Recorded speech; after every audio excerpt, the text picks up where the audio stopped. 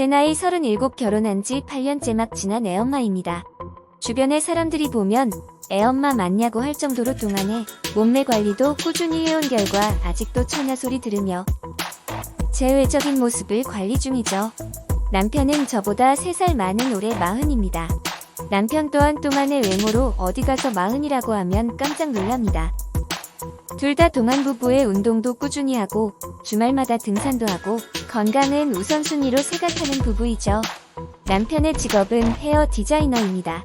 직접 샵을 운영하고 있습니다. 제 직업은 유치원 교사입니다. 아무래도 돈 버리는 남편에 비하면 한참 모자란 수준이죠. 그래도 요즘 시대에 여자가 일을 할 수 있을 때까진 해야 한다고 제 스스로 생각하기에 열심히 일하고 있습니다. 사실 남편은 일을 관두라고 권유하고 있어요. 쉬면서 집안일 하라고 말하지만 그건 나중에도 할 수 있는 일이기에 지금은 제 일에 성실히 임하고 싶은 마음이었습니다. 부부관계는 너무 좋았습니다. 제 직업상 아이도 제가 일하는 곳에서 직접 케어가 가능하니 굳이 집에서 쉴 이유는 딱히 없었죠. 다만 남편은 일이 힘드니 나가지 말라는 이유에서였던 거죠. 아이는 올해 5살입니다. 작년까지 친정엄마가 아이 키워주시고 올해부턴 유치원 입학이 가능해서 제가 근무하는 유치원에 입학해서 하루 종일 케어도 가능해서 만족 중입니다. 남편과의 문제는 단 일도 없었습니다. 그런데 시아버지께서 저희 집에 오고 나서부터 일이 한이 둘 발생하기 시작했습니다. 시아버지는 남편이 어렸을 때 시어머니와 사별하셨고 그 뒤로 홀로 아들을 키우시며 지내셨습니다. 그리고 저희가 결혼할 때 시아버지는 본인이 살고 계신 집을 팔아서 작은 전세집으로 들어가시고 나머지 금액은 저희 집 구할 때 도와주셨습니다. 너무 고마웠죠. 솔직히 같이 살자고 할 수도 있는 상황이었는데 시아버지께서 먼저 따로 살자고 하셔서 저는 속으로 감사한 마음을 항상 가지고 있습니다. 그런데 몇 년 전부터 언제부턴가 시아버지가 이상해요. 남편 말로는 아들 장가 보내고 나서부터 좀 변하신 것 같다고 하더라고요. 매일 새벽같이 나가서 반나절을 집에 안 들어오신다고 합니다. 그 시간 동안 운동하는 것도 아닌데 어딜 그렇게 돌아다니시는지 아버님은 차도 없으시거든요. 그리고 주위에 등산이나 산책로도 전혀 없고요. 하루는 남편이 어딜 그렇게 오래 걸어다녀 오시냐고 물어봤는데 그냥 씩 웃으시면서 고개만 끄덕인다고 하더군요. 뭔 아이도 드신 분이 알아서 하시겠지 하고 전 크게 신경을 안 썼거든요.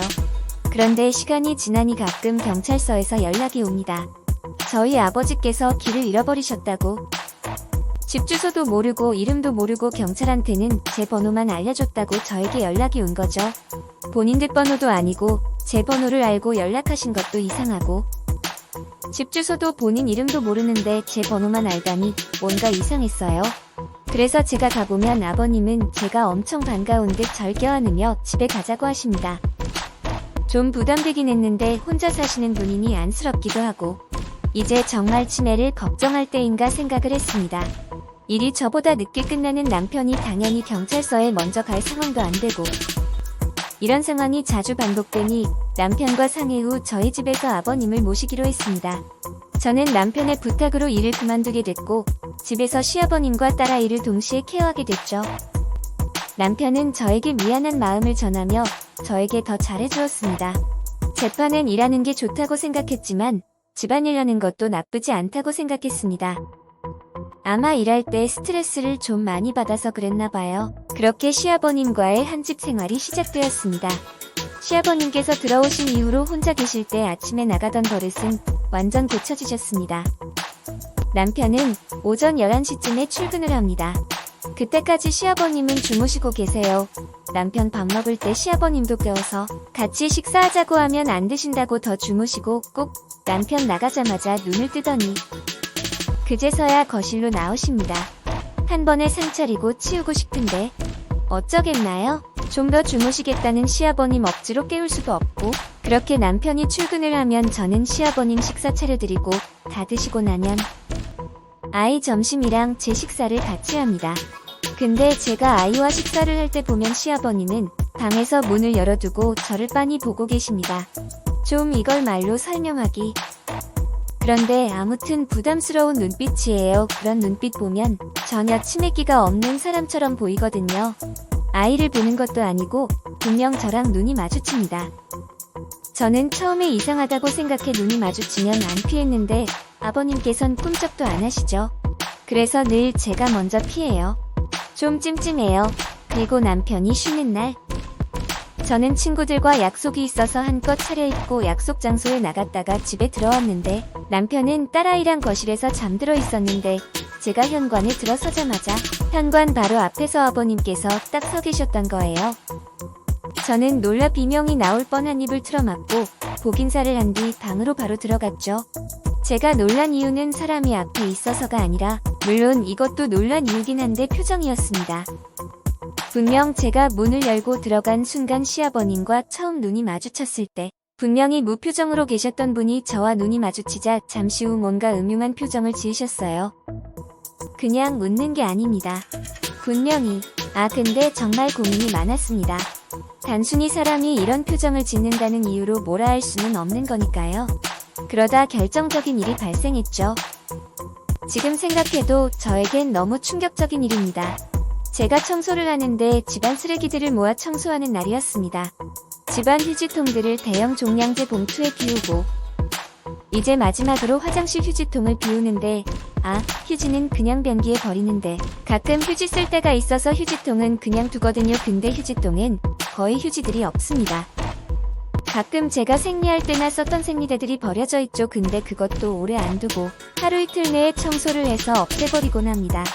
그런데 분명 제가 어제 생리를 해서 생리대를 쓰고 하나를 휴지통에 버려두었던 기억이 분명히 있는데 화장실 휴지통을 비우는데 생리대가 없는 겁니다.